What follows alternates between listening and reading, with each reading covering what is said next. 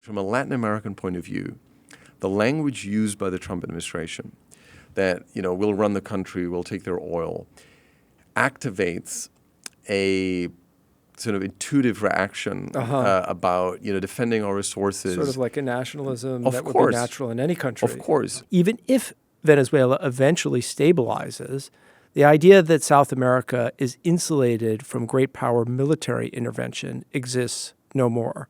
That's got to be really troubling for people all across the region. Fernando Henrique Cardoso once famously said, the best thing we can do is fly below the radar of the United States, because if they start paying attention to us, it's usually for the wrong reasons.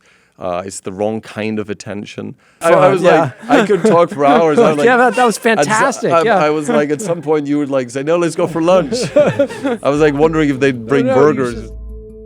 I'm Chris Chivvis. Welcome to Pivotal States, where we examine the strategic challenges and opportunities facing the future of American foreign policy. Donald Trump was brought to power with the promise to end America's forever wars. But just days into 2026, he greenlit a military operation to oust Venezuelan President Nicolás Maduro. Trump says the United States will now run Venezuela for the indefinite future. What does this audacious use of force and open-ended commitment mean for the United States and for the world? What are U.S. interests in Venezuela in the first place? To help me make sense of this stunning moment in U.S. foreign policy and to unpack the underlying structure of America's relations with Venezuela and the region, I'm joined this morning by my colleague Oliver Stuenkel. He's a senior fellow here at the Carnegie Endowment and a professor of international relations at the Fundação Getulio Vargas in Sao Paulo. He also teaches at Harvard University.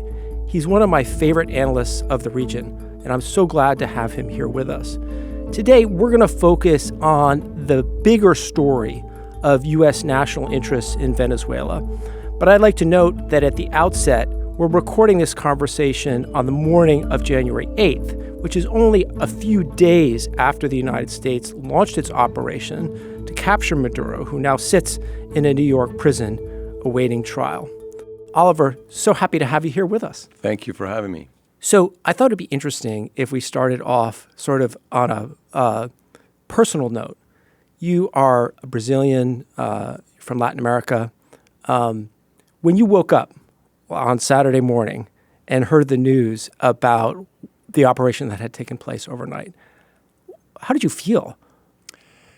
Well, goosebumps. I mean, this was, this is a big moment and a lot of contradictory emotions and reactions. I have traveled many times over the past 20 years to Venezuela. I've lived there for a while, 25 years ago.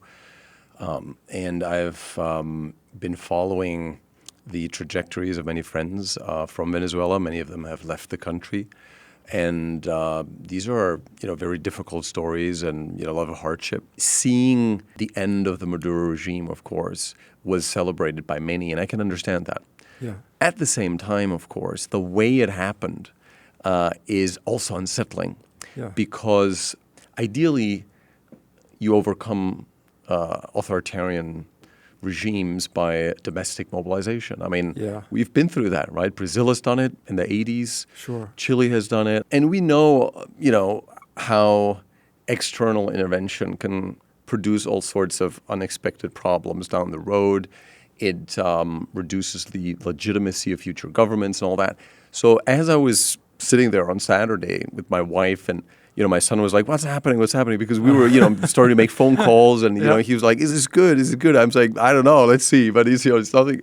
So I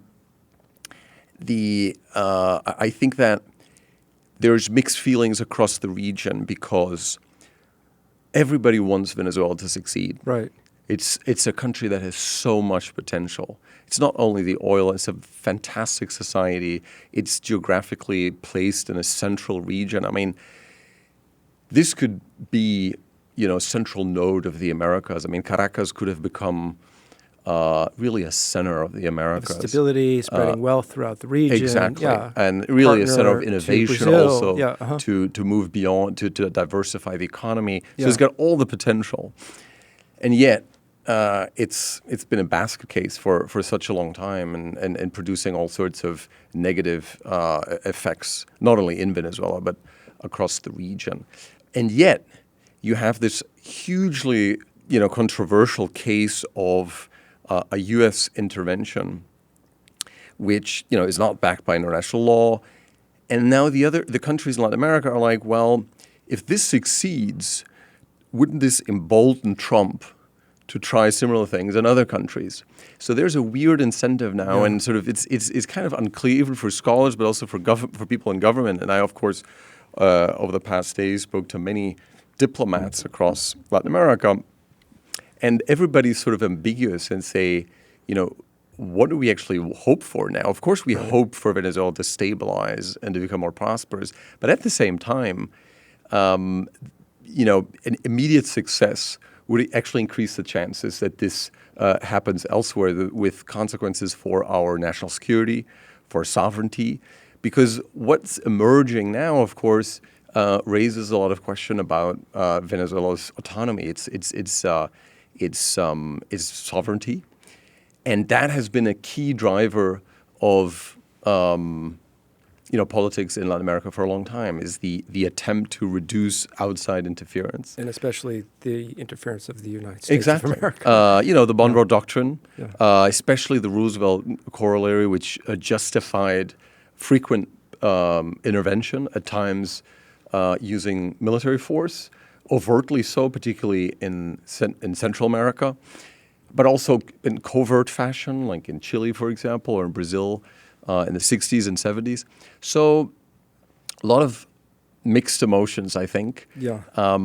Trepidation, hope, fear, all at the same time. All at the same time. Yeah. And I write an article, and then I say, well, this is, my first article I wrote was talking about how this was unsettling to military planners in other South American countries. And immediately got calls from friends from Venezuela saying, how can you write this? This is the best moment. And of course, then at 11 a.m., Trump has this press conference. And I have friends who are at parties, Venezuelans who are at parties celebrating. And then Trump says, well, the opposition leader, doesn't necessarily play a role in my plans for Venezuela. Right. And a lot of people said he had misspoken. They were so shocked. They believed so strongly that he was going to return the democratic opposition to power. Exactly. Yeah. And I had, and this was even, I had a lot of tense conversations with Venezuelan friends in academia when I said, prior to the intervention, I said, the idea that you can just remove Maduro and install Maria Corina Machado is an illusion. This country has completely hollowed out its institutions. It's completely controlled by the party. So there's been a total fusion of party and government. So it's no longer that somebody who manages the police or even like water management or food distribution. All these people have been chosen for years based on their loyalty and not based on their technical expertise. So just throwing out these people will lead to immediate state collapse. So you'd have to have a very difficult transition. So I even think that Trump's decision to not install Machado right away does have an element of prudence. I mean, this is the big lesson from Iraq. You can't just destroy existing institutions. But at the same time, of course, what becomes clearer now is that the United States may actually have no intention at all to pressure the current regime to reform itself, to reform itself and to facilitate a transition. So I think not only Latin American observers, but a lot of Venezuelans have had sort of an emotional roller coaster since January 3rd. And I could see it in the way that you so eloquently describe how you felt about it. I want to get to some of those things. But first, I wonder if you'd give us a sort of short history lesson on the Maduro regime and Chavismo in general. You said earlier that Venezuela has been a mess for a long time, but it wasn't always a mess. It was a democracy until, the late 1990s, would you say? When did things start to fall apart and why? So Venezuela was, for a time, the only democratic country in Latin America and more. At the time, at that period of time, Spain and Portugal were also authoritarian. So it was the only democratic country, both in Latin America and the Spanish-speaking world. So this is really significant.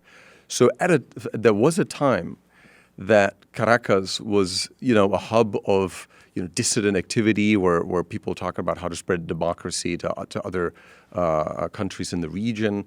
So very long-standing democratic tradition. At the same time, of course, a lot of inequality, a lot of corruption. So, for example, in the 1990s, there was a profound sense of that the system was failing the common Venezuelan, that there was that the elites were unable to actually address the problems of the population.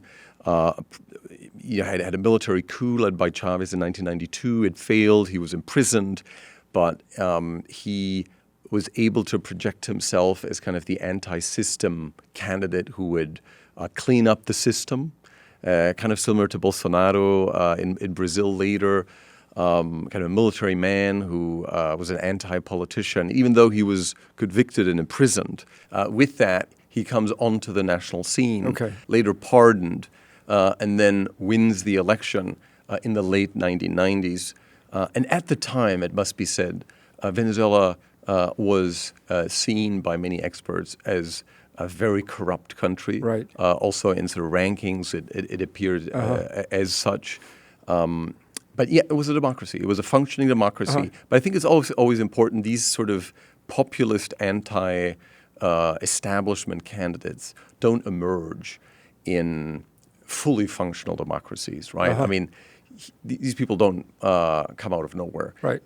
These are people who win elections. If really there's a sense that all the established parties are the same, they don't have answers. They're don't understand what really is going on in the country. So Chávez wins, and I lived in Venezuela in 2001, and he was this sort of typical Latin American strongman with, some authoritarian ambitions, but above all was just a populist who would, for example, take calls from citizens on live television, and they would say, there's a problem here on the street, and then he would direct somebody to go there and fix the street. So there's, Man of the people. Exactly, man of the Got it, people, sort of very approachable, and, was kind of seen as quirky but not necessarily dangerous a leader. And then in 2002, there was a coup attempt against him. It failed. There was some involvement by business elites. Part of the army rose up, but eventually, even though he was detained, he was able to withstand and remained in power. And that probably only made him more popular in the eyes of the people. Well, popular, but also more radical. And I think that something changed then that he really believed, and he first of all, he believed that the United States had attempted to overthrow him. There's no concrete evidence. Condi Rice at the time made a comment which was slightly ambiguous. She literally said he had it coming, which of course doesn't mean that the United States was supporting supporting the coup. The coup mongers. He was at this time beginning to place a lot of loyalists in key positions, so there was resistance among people at the state oil company. But it wasn't. I don't think that at the time there was a concerted effort by the Bush administration to overthrow Chávez necessarily. And yet it began a process of radicalization.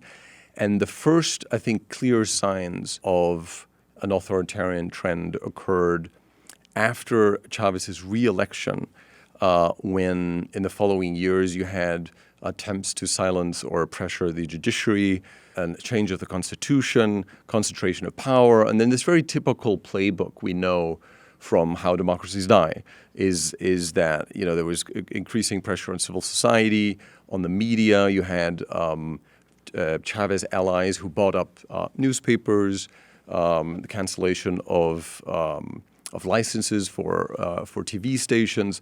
So this sort of slow process was made possible in part because you did have fairly high oil prices during the latter part of the decade, which produced a windfall. But even then, Chávez was able to benefit tremendously from that, increasing social spending in an unsustainable way, where even when the oil price was extremely high, he wasn't able to balance the books. But he was very popular at the time, of course.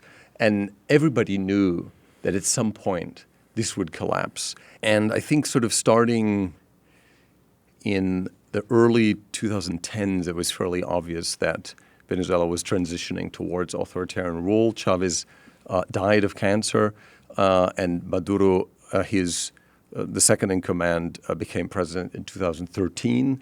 And really since then, the economy has been declining and authoritarian rule has been consolidating itself.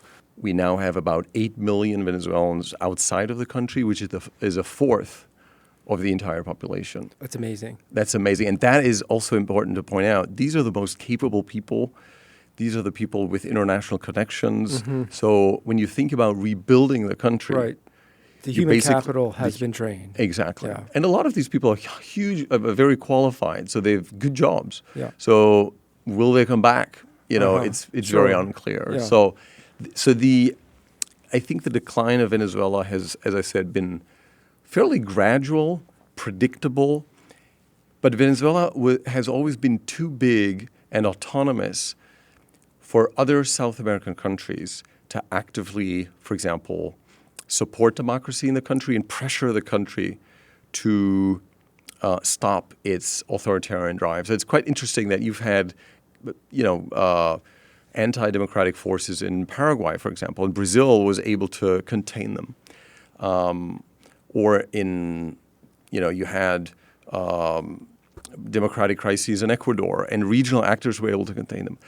But Venezuela is different because Venezuela, given its dependence on oil, which it sells not to South America, but to the global oil market, is largely immune from political and economic pressure from its neighboring countries. That's super helpful in understanding how we got to where we are right now. Now, in pivotal states, we always want to think about what America's national interests are. So it also sets us up well to tackle that question. How should we conceptualize the importance of Venezuela in terms of America's role in the world, America's role in the region? What are the main things that we ought to be thinking about when we think about Venezuela from a U.S. foreign policy perspective? Venezuela is a hugely important actor. First of all, as I said, it's the country with the largest oil reserves, proven oil reserves in the world, 17%. At this stage, it only produces 1 million barrels a day and about 1% of global production only, which gives you a sense of the potential. Now, the infrastructure has been decimated because of a lack of institutional stability.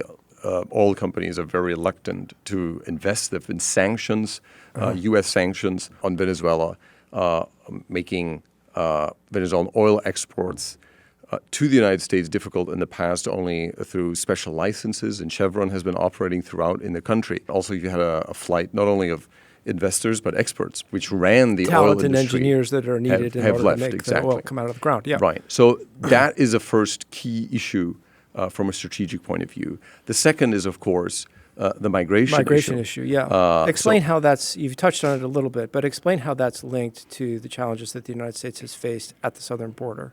Well, Venezuela has been one of the key elements of the migration crisis at the southern border, of course. And the push factor is enormous.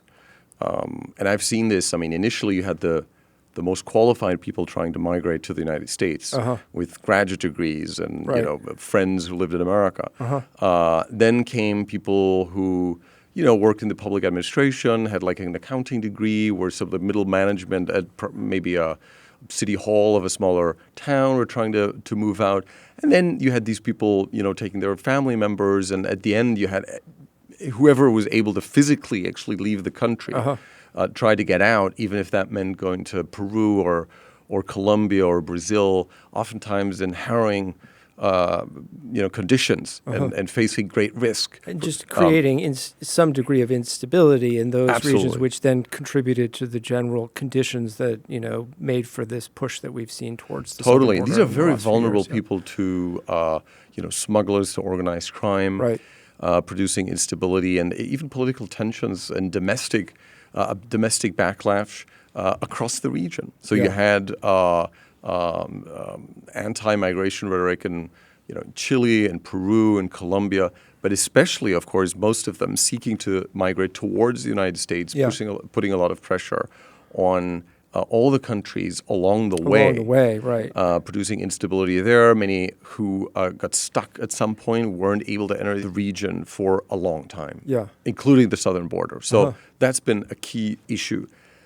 The third issue is, of course, that the Venezuelan regime functions in a very particular way. It's not based on popular support. In fact, the 2024 elections were most likely won by the opposition. But it retains control over the armed forces and a number of domestically operating militias that are in charge of repression. And these groups benefit from a system that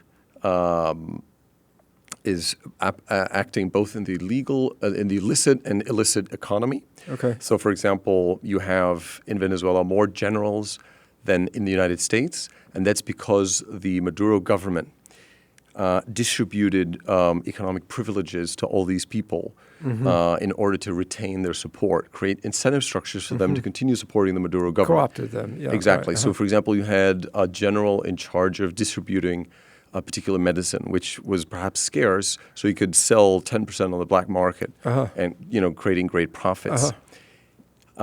Some of these activities, as I said, were, food distribution, but a lot of it also, of course, in the illicit market, be it illegal mining, for example, illegal gold mining in the south of the country, or illegal deforestation, smuggling activities, cooperation with the FARC guerrillas from Colombia, drug trafficking. So you basically had a country which was uninterested in cooperating internationally or regionally combating transnational crime. And that wasn't only a problem for the United States, that was also a problem for Colombia, for Brazil. So Venezuela became a hub of illicit activity. I don't think it became a key actor in the shipment of drugs towards the United States. Okay, that's an important point. For example... Because this is a claim that the administration has obviously made.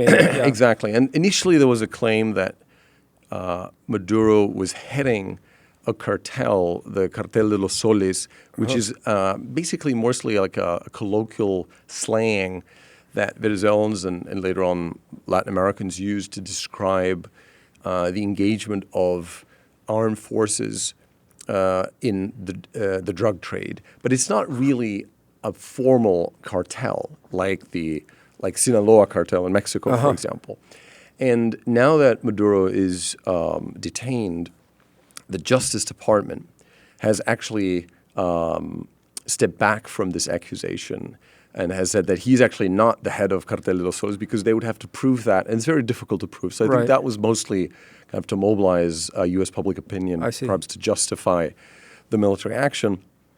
But still, Venezuela was not in any way actively collaborating in regional efforts to contain It was still transnational highly crime. problematic country from a law enforcement. Even though the key concern, of course, for the United States is fentanyl, when you look at the number of people dying from drug consumption. And in that regard, Venezuela played no role whatsoever. That was perhaps one of the weakest sort of accusations by the Trump administration because when you compare the relevance of Venezuela to, say, Colombia or Peru, these are, producers, actually, significant producers of drugs. This is an important distinction. And not transit countries. So you have limited production in Venezuela. It was certainly a relevant transit country, although a lot of the drugs leaving Venezuela were actually heading towards Europe. Still, if you think about the fight against transnational crime in the Americas, Venezuela is definitely, a key actor. So this is sort of a third key aspect, I think, one should look at when thinking about the strategic relevance of Venezuela.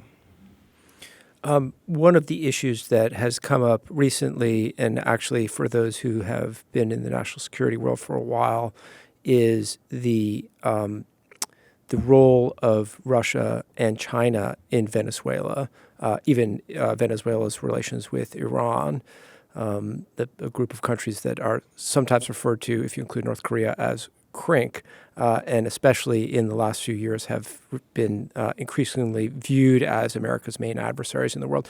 Venezuela was sort of, loosely aligned with that group. There have been concerns about the possibility of Russian and Chinese, military relations with Venezuela. Can you talk a little bit about that? Can you help us understand how seriously we should take those relationships, and if that ought to factor in our thinking about Venezuela? So after the failed coup against Chivvis in 2002, the government became increasingly hostile towards the United States. It's important to point out that prior to 2002, so in the year 2000, 2001, Chivvis was not especially anti-American. He actually traveled to Texas. So he wasn't always so blatantly anti-American.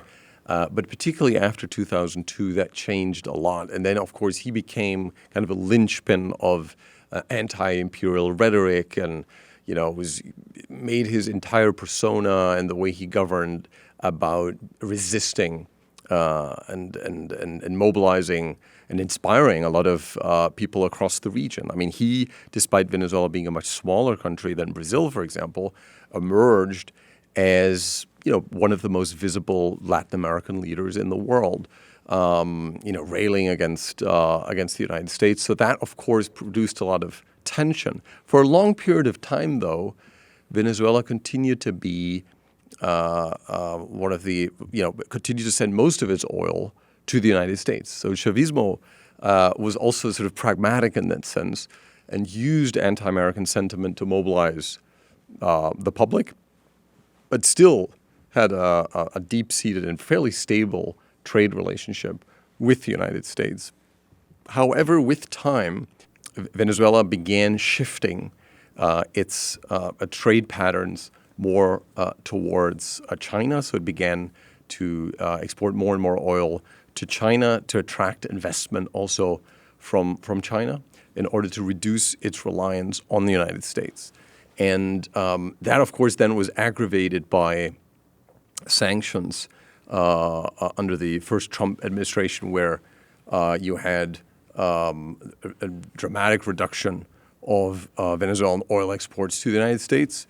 And then China is eager to buy Venezuelan oil. Right. Its presence is growing across the region. It almost seems natural that Venezuela's relationship with China should deepen.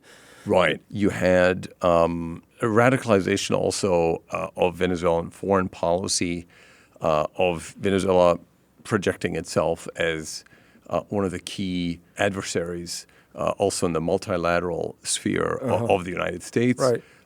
Which ended up increasing ties, many of it symbolic, also to countries like Iran. There was a fairly interesting moment where where Chavez inaugurated a direct flight from Caracas to Tehran. It became this symbol of how Venezuela joined the club of countries which were motivated by their antipathy towards the United States. Anti-American. I don't necessarily think that Venezuela became really sort of a key Iranian ally, which has a huge strategic relevance. I think perhaps more relevant would be the presence of Cuban operatives in Venezuela. So during the military operation, you had about 30 Cubans who were actually killed in the battle with U.S. Special Forces.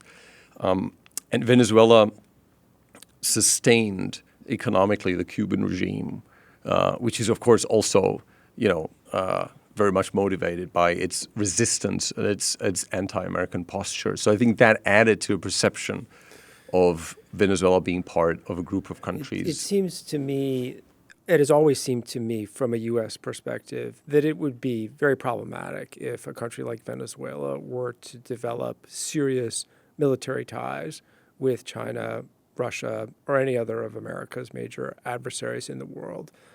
But what you're saying is it's pretty unlikely that any of that was going on, and that beyond the economic relationship with China, a lot of this perception that Venezuela was cozying up to Russia, Iran, was really pretty superficial.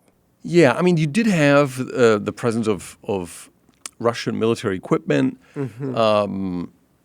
That didn't really help much on January 3rd. I think perhaps the most interesting anecdote to show why Venezuela was sort of a useful partner for countries like Russia was, do you know these yearly commemorations that Russia organizes to celebrate victory in World War II?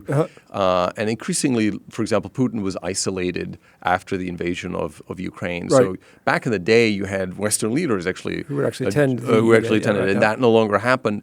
So even at the height of Russia's diplomatic isolation, you'd always have Nicolás Maduro showing up. He was reliable. Exactly, partner. reliable. Yeah. Exactly. The Cubans and a couple of leaders from Africa. So Putin could always say, there's leaders from around the world. All over the world. You know, here. And Maduro was really always there walking next to Putin.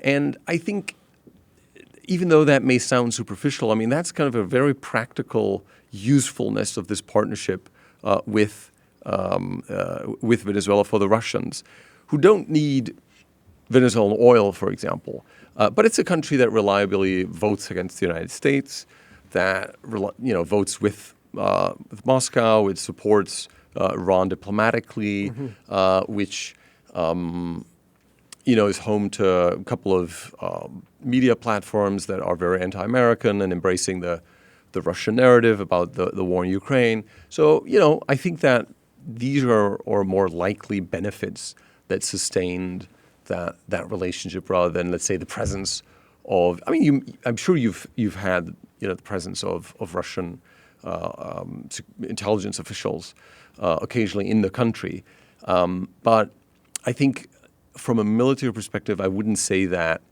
Venezuela became sort of an acute threat to the United States. Let's talk about the regional perspective, something that you know especially well.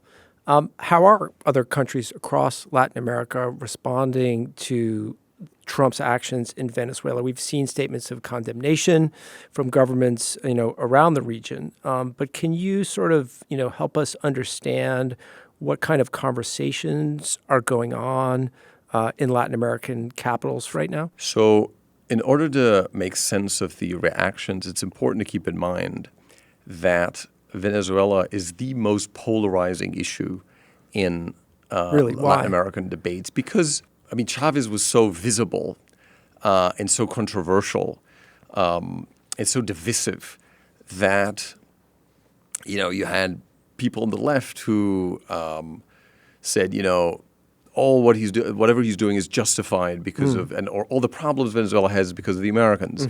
And he's the only one who's standing up and sort of, showing the United States the middle finger. And so basically this admiration for this guy who is not afraid of the United States. Amongst the nationalist left, he was a hero. And of course, on the right, he was this, classic leftist dictator who had no idea how to manage the economy. And in Brazil or elsewhere, if you were on the right, you would always try to associate any left-wing politicians in Brazil to Venezuela. So basically, if Lula gets elected, we'll be the next Venezuela. So we'll be falling apart. Look at what's happening there. Exactly. Right, yeah, got it. But basically, Venezuela was this outsized topic in political debates and became increasingly a problem for the left. For example, liability, Lula, a liability because Venezuela, and people started to see Venezuelans coming and talking about the misery and seeing images of despair and of repression also in the country. So the left increasingly was forced to distance itself across the region from Venezuela. That explains why when the United States toppled Maduro, leaders across the region responded thinking about how this would play domestically above all. Mm-hmm. So it was fairly obvious that for Milei, for example, who's a right-wing leader, pro-Trump, he celebrated this and said, this is great. Same in Chile, for example. Jose Antonio Cast celebrated this.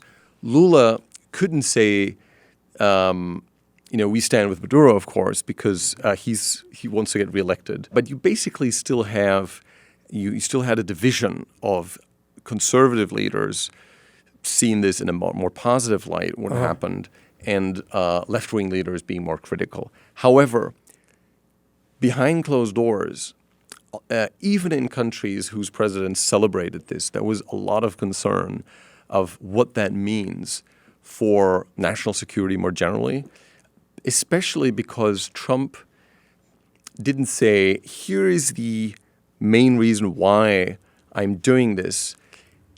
Rather, he gave a number of shifting justifications which generated some apprehension because it wasn't clear whether that could end up happening to other countries as well. So he talked about the drugs. A lot of experts said, it's not really a convincing explanation because Venezuela is not that relevant. He talked about the migration issue, stabilizing Venezuela so that migrants could go back.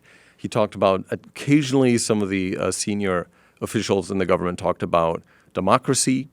A lot of concern about that too because Latin America, of course, being so close to the United States and being exposed many times to interference throughout the 20th century is very skeptical about this pro-democracy rhetoric, of course.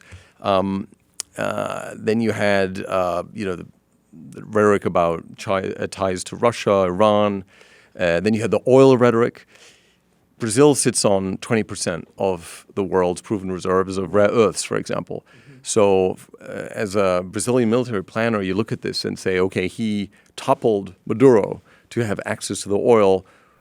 Could he be doing something like that 5 years down the line? You have a great piece in Foreign Policy that came out just after Maduro's removal from power. And you write, Washington's actions toward Venezuela in recent months have already altered perceptions of risk, power, and precedent throughout the Western Hemisphere.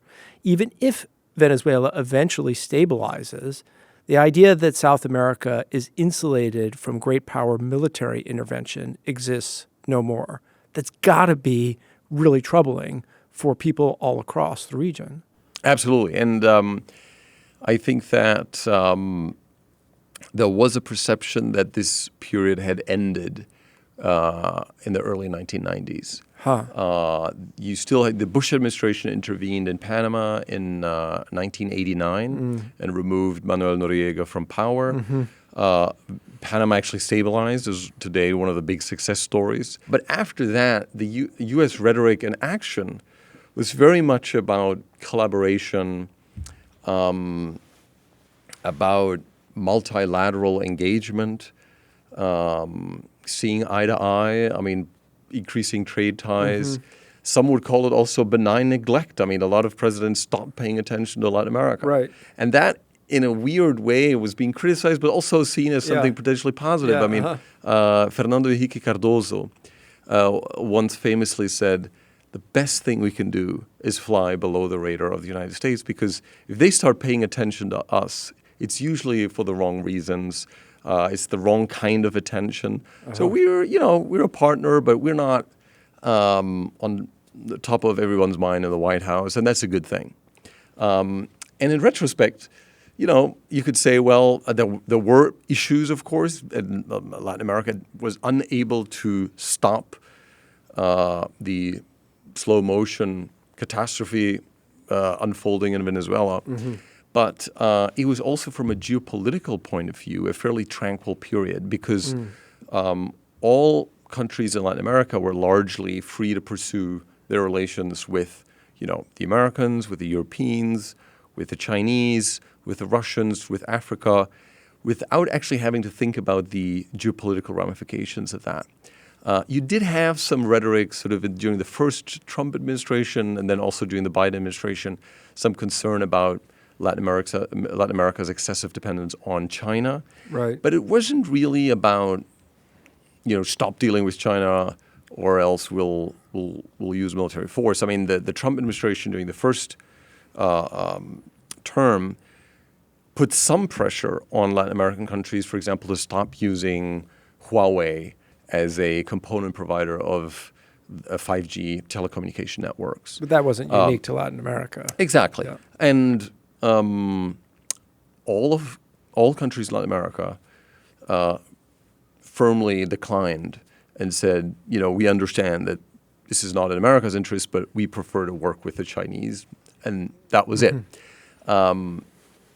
So this is a completely new situation also because while there were covert actions across South America, like in Chile, for example, when the United States actively instigated a coup in 1973, which initiated a very repressive period of authoritarian dictatorship.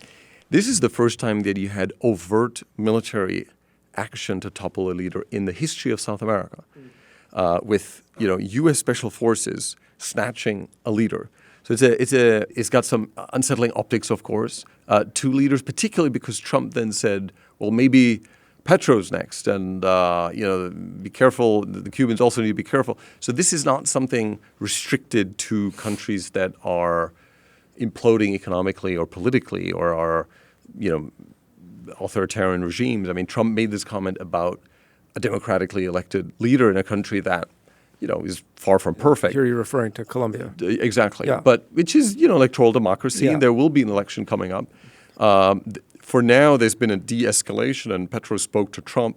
Right. But I think that all of these countries are, from a security perspective, hugely dependent on the United States. So what you actually have in Latin America is two separate regions from a strategic point of view. You have Central America, the Caribbean, and Mexico, which are fully aligned economically with the United States, where Chinese influence is rising but not really decisive. Right. Uh-huh. And you have South America, particularly south of Colombia, where countries are increasingly dependent on China. Brazil, for example, exports more to China than to Europe and the United States combined. Right, sure. Chile, for example. So these countries have undergone a profound strategic transformation over the past 20 years because they're no longer as dependent on the United States as they have been for the past century, basically. But from a security perspective, the entire region, with few exceptions, Cuba and Venezuela, is largely dependent on the United States, fully embraces security cooperation with the United States. So Brazilian generals don't want Chinese military equipment. They want American military equipment. They want American intelligence, which is crucial for the fight against, transnational crime in the Amazon, deforestation. So all this kind of collaboration is very important. So this is important to understanding the future of America's own footprint and approach towards Latin America. There's been a lot of discussion in the second Trump administration about whether or not President Trump intends to pursue a spheres of influence foreign policy. Right. And certainly with the release of the national security strategy about a month ago, and discussion now about the Donroe Doctrine, there is a view that, the United States is going to assert itself much more forcefully in the region for the rest of this administration. And I think, prior to the Venezuela operation that we've just seen, it was possible to say that that was all talk, that it was bluster, and that, Trump always chickens out, taco, as has been used in so many other cases. But now, is that door open? Do you think, and how do you think the region would respond to a much more forceful and robust U.S. focus? So I think the door was opened last year because what happened is that the United States imposed sanctions on, the president of Brazil's Supreme Court. I mean, that was a pretty big deal. The justifications for high tariffs on Brazil's economy were about domestic political issues in Brazil. Mm-hmm. So this was seen as a very blatant Nothing that interference. really affected the United States. Exactly. Yeah. So this was, I think, already seen as a new age. Mm-hmm. And then you had Trump days before the legislative election in Argentina saying publicly that he was willing to offer a huge bailout, but the condition was that Milei should win. And you had voters who I would suspect in Argentina who may be influenced by that and say, well, the United States is offering help, but only if this particular candidate wins. And he ended up achieving a very positive result. This is already using U.S. economic power and soft power to try to affect the outcomes of elections in the region in order to get people in power who President Trump considers to be his allies. Exactly. Yeah. And then you had the perhaps even more blatant case in Honduras, where Trump, days prior to the election, also said that, please vote for this guy, Asfura. If you vote for this guy, I will support Honduras. If you don't, we will withhold aid for a country that's hugely dependent on the United States. Mm-hmm. And Asfura won by a very small margin. So there's now an expectation in countries like Brazil that this is the new normal, that Trump will seek to influence results if he has a specific interest. And we have elections coming up in Costa Rica, in Colombia, in Peru, and in November in Brazil.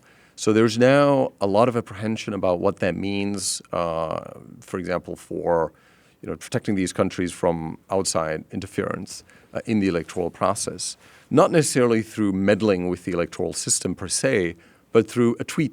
Uh-huh. And that paired with huge vulnerabilities, both in the military and the technological sphere, I think generates a lot of apprehension. I was part of a debate with Brazilian military officials at the time of the sanctions.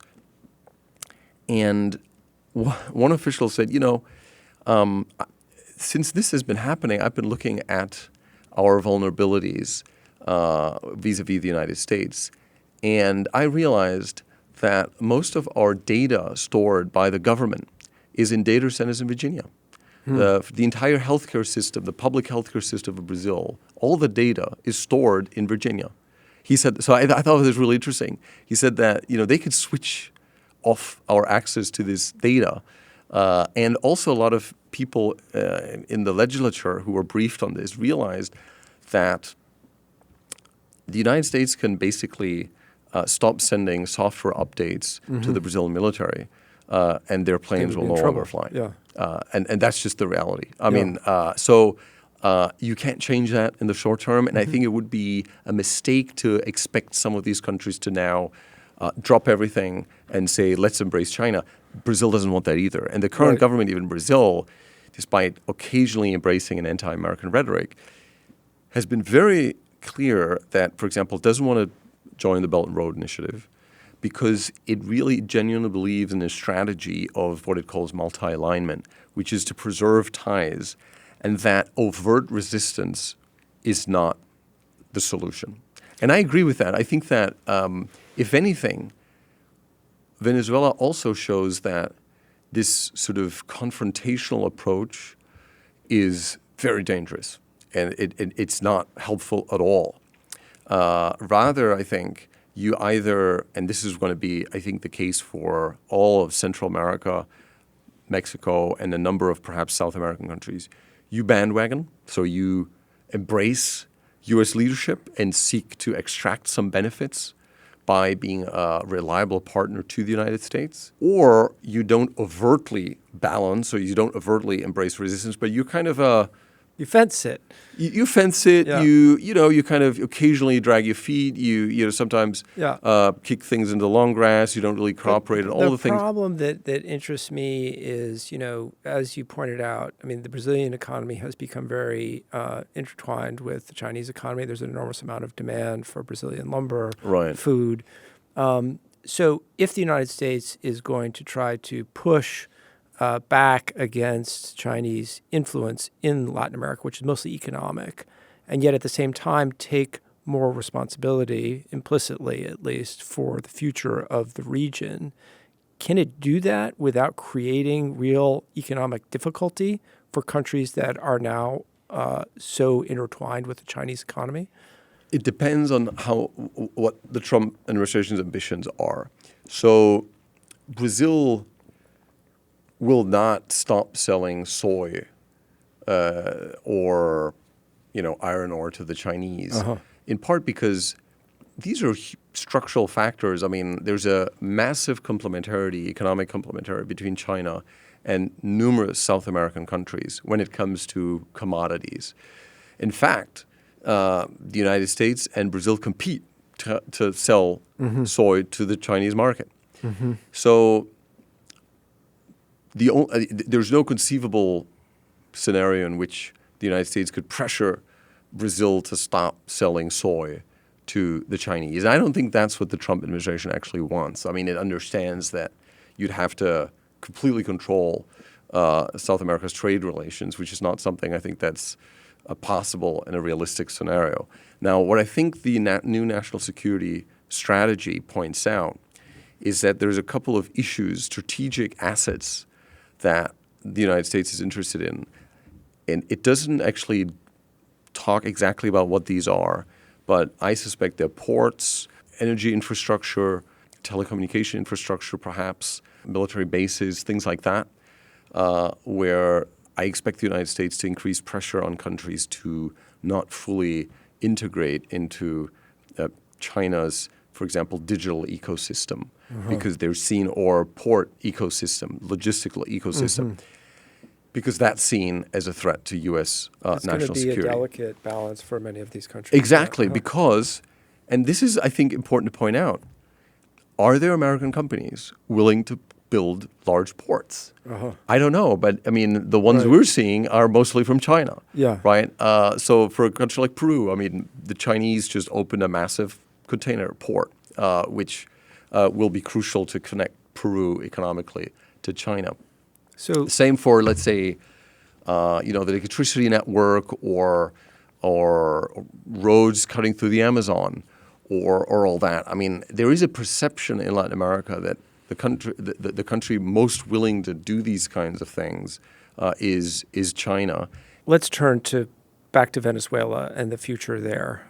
This has been a wonderful discussion of the region and American interests in Venezuela and the history of the erosion of democracy in Venezuela. But as we look ahead, I'm trying to think through what the prospects are that this operation that the Trump administration has just conducted looks to future historians to be even partially successful. Obviously, the United States has had a lot of problems with the military interventions that it has conducted over the course of, really its history, but especially since the end of the Cold War. One intervention around the end of the Cold War that's viewed as somewhat successful was the removal of Manuel Noriega from power in Panama. Panama is a somewhat stable democracy now, and I think it's certainly possible that model was in the minds of many of those who are trying to bring up the 1980s and portray President Trump as a second Reagan, a rebirth of a certain type of America. Now, I've done a lot of research earlier in my career on military intervention, on nation building, and I have to say that, if you had to pick a country, Venezuela is not a bad country to intervene in from a purely technical perspective because it has natural resources. It's close to the United States. And so far, at least, we have left the security forces intact. Of course, it was the dismissal of security forces in other cases. Iraq is the most famous, but not the only one, that ultimately unleashed a flood of civil war that led military interventions in the past to turn from initial success to failure. But the situation that you've just described about Venezuela, which is one where not only the regime, but the security forces themselves are engaged in all kinds of illicit trade. Doesn't sound like it's actually all that promising.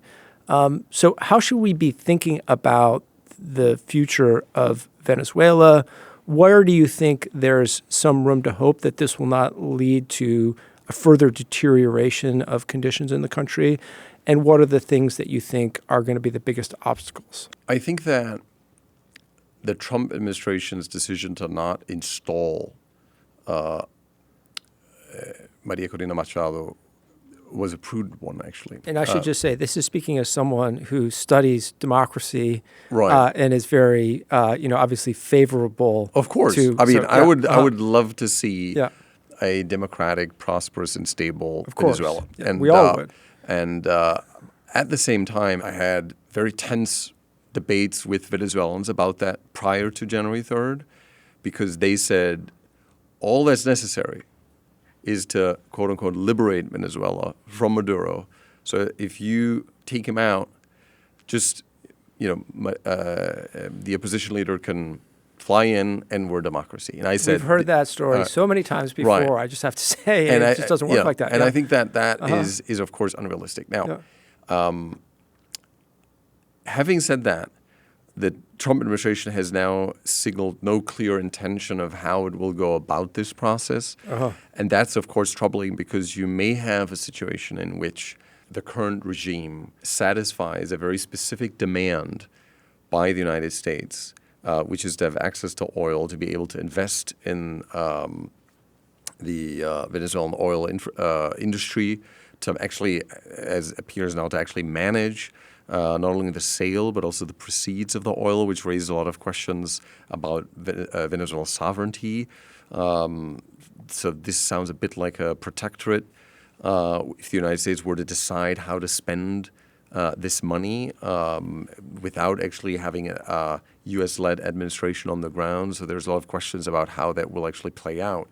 But in the worst case, I think you'd have a Venezuelan regime, which is the continuation of the Maduro regime, which outsources practically its oil industry to the United States, but has completely free rein in all other issues and utilizes that to crack down, which could produce a situation in which democratization becomes actually less likely, because you move from an anti-American authoritarian regime to one that's being tolerated and partially supported by Washington. And we've seen that in Chile, for example, where after the coup of 1973, you had a U.S.-supported dictatorship that felt emboldened because it was actively supported. So as long as Delcy Rodriguez, the new leader of Venezuela, believes that the Americans are happy with their access to Venezuelan oil, she may actually feel, and there's first signs that that's the case, emboldened to crack down even more. I agree, and I think it seems somewhat unlikely that Venezuela is going to democratize soon as a consequence of this intervention. Right. The second question, and in some ways, I hate to say it, but the more important one is, does security and stability in the country further deteriorate as a consequence of this?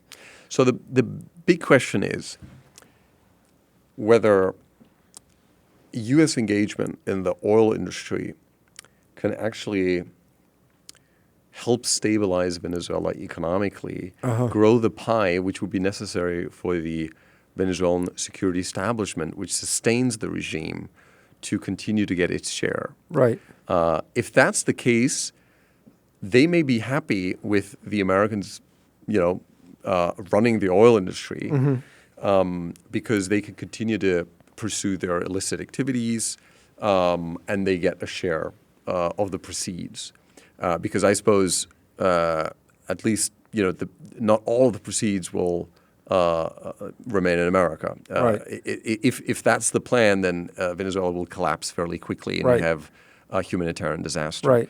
So I don't think that's the scenario that we really need to avoid. I mean, if the United States is going to take all of this rent out of Venezuela, it's going to be inherently destabilizing for a country that is already very fragile. Exactly. I think the calculus, the Trump administration, I can only suppose, calculus is that currently Venezuela produces about a million barrels of oil per day. It has to sell a significant part of that at lower rates because it's also not particularly high quality oil. Right. It also sends subsidized oil to Cuba. It will stop doing that, which, by the way, is a very interesting development too. It could actually end up destabilizing Cuba. As a consequence, we'll have to see how other countries like Mexico will send more to Cuba in response. But basically, if the plan is to increase oil production to, say, 2 million or 3 million, which will require billions and billions of investments, it could take many years, then in that case,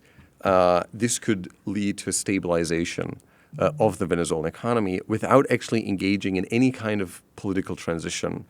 But it could also end up consolidating even more the current regime. And then the question is, of course, why would Trump actually initiate a process which could destabilize the country and generate uncertainty for investors in the oil industry?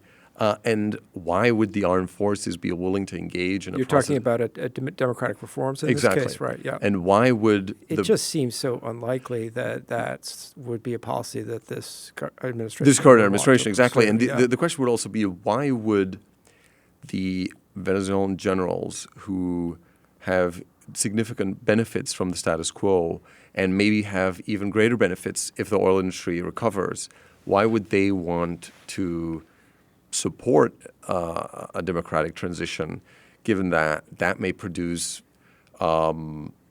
prosecutions and a lot of questions about transitional justice? So I'm unfortunately skeptical about that. Of course, you still have the Venezuelan streets. I mean, you still have, theoretically, you could have large-scale protest against the Rodriguez government, even though it's seen as a satisfying partner to the Americans.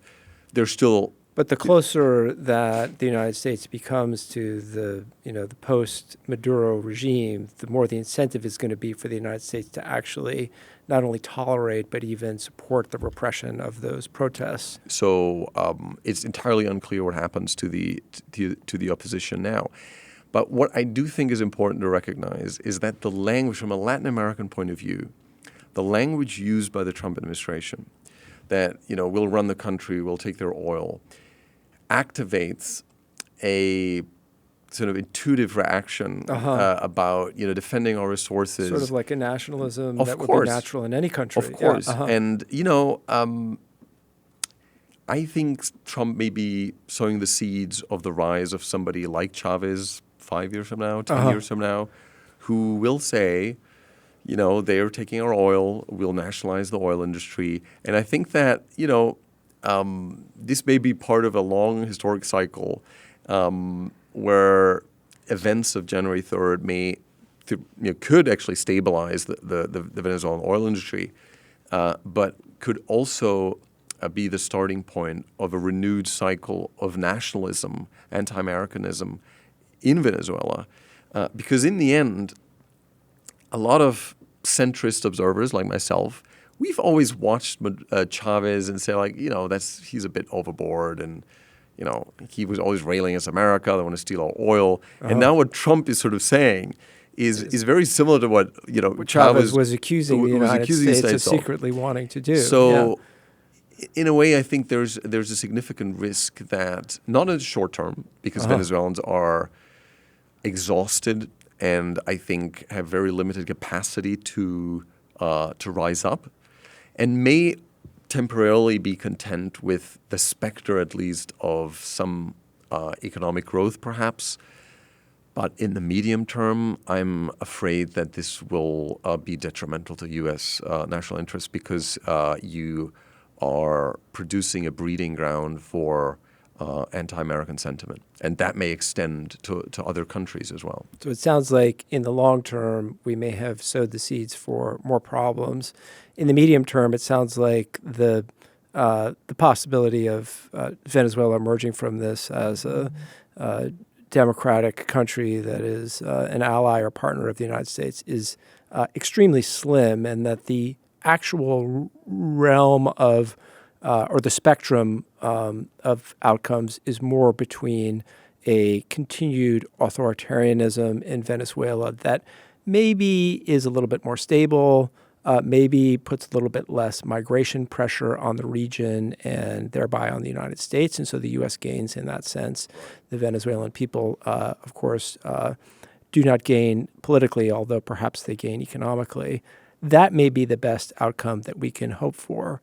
And then there's a series of, worse outcomes, which involve, the failure to pay back some of the dividends of the intervention to the Venezuelan people, in which case you could see more civil strife, more infighting within the regime, and potentially a fracture of security and a situation that is even worse than the one that existed a week ago. Exactly. And I think that two questions still emerge on top of that. The first is the Trump administration willing to force or pressure the Rodriguez government to contain illicit activities in the realm of drug trafficking? That may cause resistance among the security establishment. It sounds as though some of those illicit activities are necessary to the stability of the regime. It's the lubricant for this to work. That is a real problem. Yeah. Yes, exactly. So let's say there's a lot of pressure and the, let's say, growing presence of U.S. Special Forces track these kinds of movements. That may produce some resistance and may destabilize the security establishment support for Rodriguez. So that's, I think, one thing to look at. If Trump's all about the oil, it would be, of course, advantageous for the security establishment in Venezuela. If he's willing to engage more, questions arise, but it's also unclear whether that's possible from afar or whether that would necessitate the presence permanent presence of Americans. And by the United States, The consideration, though, I think that's worth making is, of course, Trump is constantly threatening Rodriguez and saying, if you don't oblige, we will attack you in the same way that we've attacked Maduro. However, he could do that, and then somebody else comes, and somebody else comes. But the Venezuelan elite, the regime, is aware of the fact that Trump does not want to invade and have a permanent presence in the country.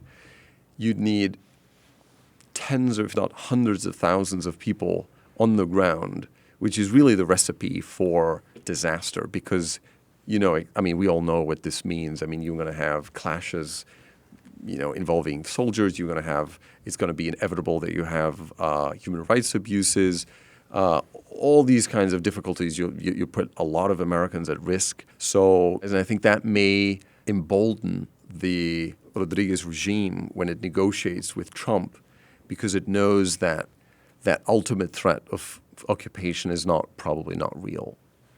So that's basically as Trump can only continue to do what he has done, but that the specter of occupation is probably too daunting for the Trump administration. Think, if we've learned one thing from, the long history of U.S. military intervention in Latin America and around the world, it's that this is really only the beginning of the story. Of course, all of this is still fairly speculative. Yeah. But I think that no matter what happens, Latin America is now back on the radar. What Fernando Henrique Cardoso back in the day sought to avoid.